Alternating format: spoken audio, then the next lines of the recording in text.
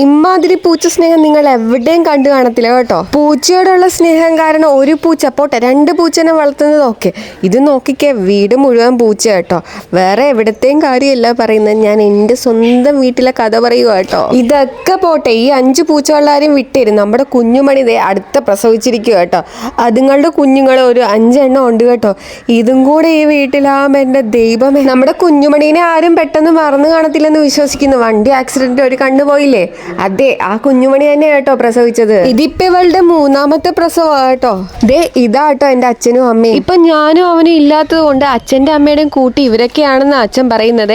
ലക്ഷ്മി നിവാസ് മാറി പൂച്ച വീട് നാക്കാന്നാ കേട്ടോ ശരത്തേട്ടൻ പറയുന്നത്. ദേ നമ്മുടെ കുഞ്ഞുമണിയുടെ കുഞ്ഞുങ്ങളെയൊക്കെ നോക്കിക്കേ, കണ്ണു പോലും തുറന്നിട്ടില്ല കേട്ടോ. പ്രസവിച്ചിട്ട് 2 ദിവസമായിട്ടുള്ളൂ കേട്ടോ. ഇവന് അമ്മ ഇട്ടിരിക്കുന്ന പേര് വെള്ളാച്ചി എന്നാണ്. ഇവനാണെങ്കിൽ നമ്മുടെ വീടിന്റെ വാതിക്ക് ഒരു പട്ടി പോലും വരാൻ സമ്മതിക്കത്തില്ലെന്നാ പറയുന്നത്. അതിന്റെ നേരെ ചീറ്റിക്കൊണ്ട് ചെല്ലുവേ. ഞാനപ്പം നമ്മുടെ വെള്ളാച്ചിനെ കുറച്ചു നേരം കളിപ്പിക്കാനായിട്ട് കളിപ്പിക്കാൻ ചെന്നത് മാത്രം ഓർമ്മയുണ്ട്. കളി അവസാനിച്ചത് ചോര കണ്ടിട്ടായിരുന്നേ.